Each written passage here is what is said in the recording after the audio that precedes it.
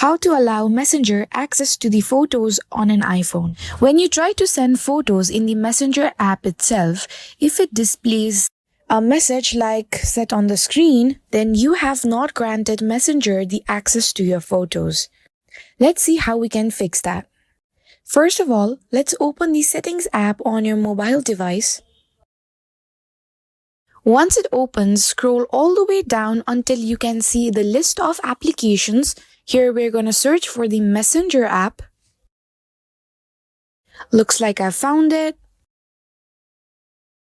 Now what you want to do is go to the Photos section and either click on Limited Access or Full Access. Full access will not ask you for permissions before using your photographs, so choose wisely. Now what you want to do is go back and check if you have enabled Messenger access to your photos.